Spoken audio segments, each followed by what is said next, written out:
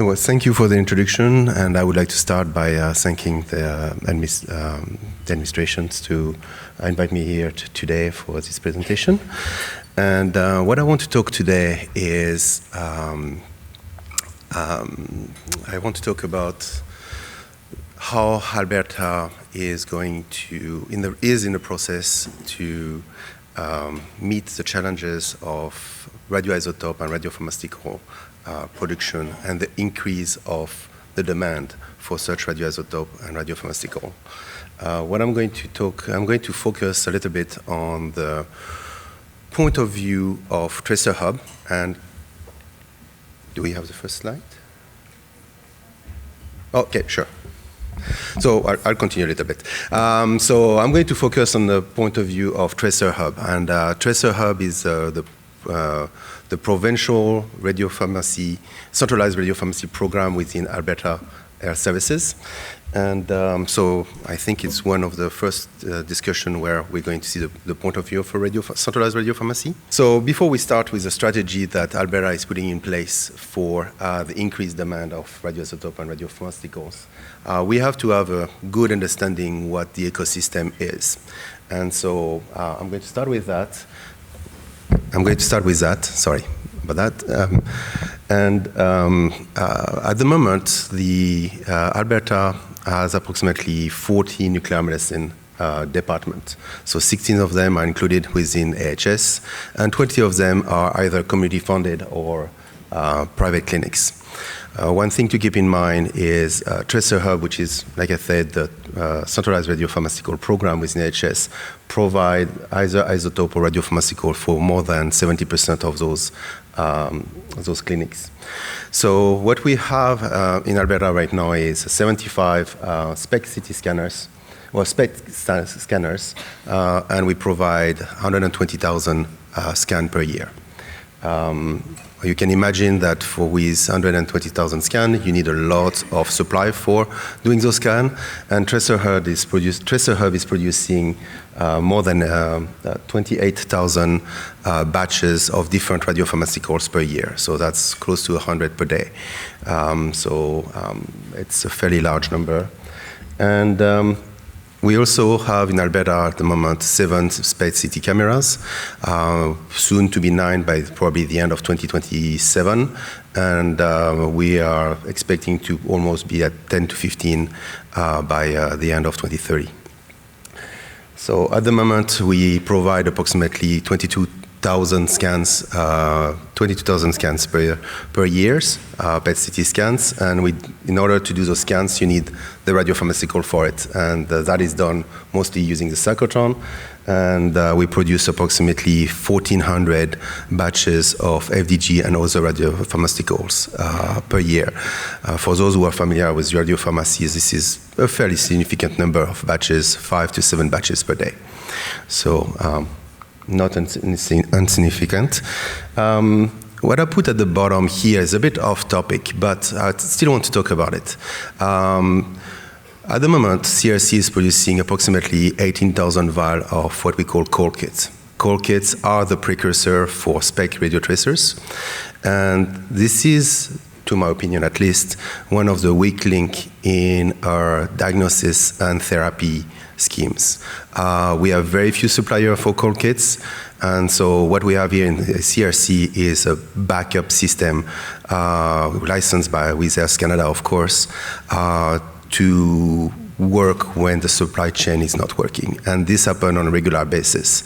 So I think we need to look into that a bit more carefully. We are a small market, and we need more players at that stage, because if you don't have the diagnosis, then you don't have the therapy. So now that we've seen the diagnosis side of the ecosystem, let's look at the therapy. We have, at the moment, we're treating at the moment about 150 patients with Pluvicto, 50 patients with Lutathera per year, 100 plus patients with Yttrium-90 TheraSphere, and more than 300 patients per year with iodide-131. So Those numbers are already pretty high. All those are supplied by the radiopharmacy. Obviously, we don't make those isotopes, but we order those isotopes, redistribute the isotopes. So all those numbers are pretty high, and with our experience for the last 10 years, the demand across the board for diagnostic agent and therapy agent has increased by more than 10% every single year for the last 5 to 10 years. So we were at the point a few years ago with in Alberta where we would be reaching our capacity by 2028, 2029, and we wouldn't be able to supply this increased demand. And we don't really foresee that this demand to go down. And the main reason for that is we see more radio tracers, more requests for different radio tracers, so that's more work for us. We also see more cameras. Those cameras are also located at, it's been noted a little bit yesterday in several discussions. Those cameras are getting decentralized. Yes, that's great for the patient, closer to the patient. This is a bit more complicated logistic nightmare for centralized radiopharmacy because we need to provide short-lived isotope to very long distances, 6 hours away. It gets complicated. There's quite other factors of which we don't have really time to talk about it, but those numbers are not going to go down. So what did Alberta do in order to be ready for those and not reach capacity? What we've done is we've created a provincial program. So this provincial program has taken 2 entities which were already existing, so 2 centralized radiopharmacy, the Edmonton Radiopharmaceutical Center and the Calgary Radiopharmaceutical Center, and put them under the same umbrella. And the advantage to put that under the same umbrella now, and on top of that, we got the funding for a new Calgary Radiopharmaceutical Center. So with the cyclotron that we're going to have in Calgary. So now that's going to give us 2 cyclotrons in Edmonton, 1 cyclotron in Calgary, and we should be able to meet the required capacity. So there's quite a few advantages to have a provincial program like this. The first one is redundancy. The second one is one center can focus on the development on some radiopharmaceutical when the other one focuses on different type of radiopharmaceuticals.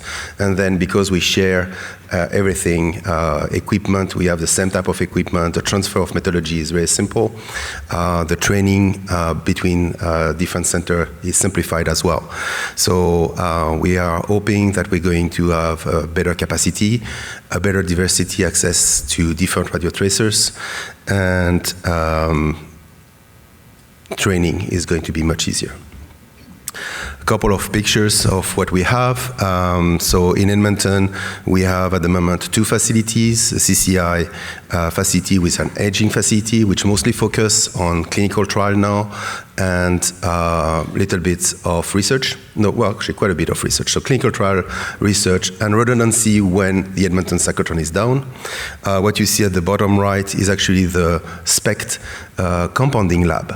Of the radiopharmacy, they have 10 GMP labs in that facility. So it's a massive facility with lots of capacity, but we still were reaching it. So in the Calgary new facility, this is just a picture of what we're hoping the new center is going to look like. So we're going to have 3 main GMP areas, one for the SPECT radio tracers, one for the PET radio tracers, and one for the cold kit, the program we are trying to continue to develop. So now that we've seen that we have the expertise, well, we have the infrastructure in place, or we will have the infrastructure in place for the foreseeable future. Now, well, we need a team to run it. And this is a complex operation. And what we do is we also have provincial teams. So we don't really work in silo anymore. And the idea is we have a cyclotron team which is operational, which we share the engineer and the expertise on the engineering for cyclotron engineering. We also share operation training and validation transfer, as well as research data.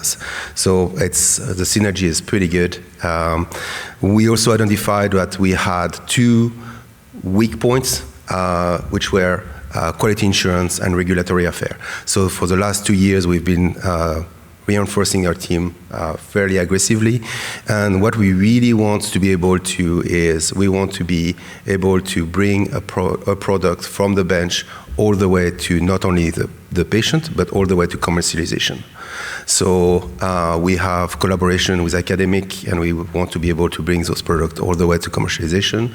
And that's for the benefit of the patients, because the more access to different radiotracers, the better it is for the province. The other things we want to do is we want to attract commercial partners. And it's complicated sometimes. I mean, we've heard like it was pretty straightforward to bring drugs to Canada. I would kind of disagree on this one. It's not, with my experience, it's not that easy. Big companies with a small market in Canada are not, the incentive is not always here to bring this product to Canada. What we want to do is take this burden on us, have everything in-house. We can either get the license and we can run from there. We can submit the DMF, drug master file, we can submit the licensing, we can do all the validation that Health Canada require. We do have now this expertise on board. So just to finalize, as a summary a little bit, here is where we are at the moment.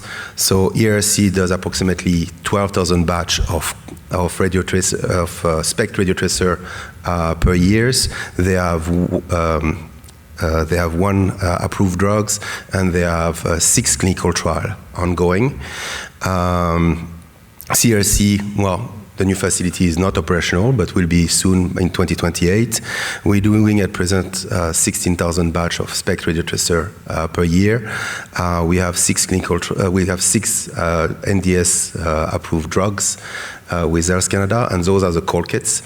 We manufacture for 160 hospitals across the country, and we're really just a backup system. We don't have the capacity, but during shortages, for example, right now there is a shortage of MDP. Most likely you're going to get the MDP from CRC. So if you want to continue your bone scan for the next 3 months, contact us, because we'll be the only supplier. And that's all our program is for, is backing up, make sure that there's less and less impact for the patients.